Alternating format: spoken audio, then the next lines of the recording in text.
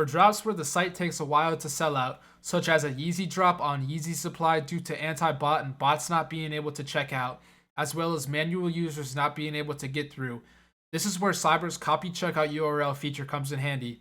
This allows you to manually check out many pairs in a very fast succession. To get started, click Create Tasks in Cyber. We'll be running Yeezy Supply US. This works for any site, but specifically Yeezy Supply as it takes a while to sell out. For this instance, we will be running a carpenter coat on an actual drop. Paste the Yeezy link in here. For size, we're running random, a test profile with an expired card on it, which will mimic an anti-bot drop, and just hang on submitting order as you'll see, and no proxies or shipping rate. On an actual drop, please do run proxies and a shipping rate. Click create and then hit start. As you can see, it just hangs here like it would on an anti-bot drop. If you encounter this on an actual drop, right click, hit copy checkout URL, open a browser, paste the link in, and you'll be past queue already and able to check out.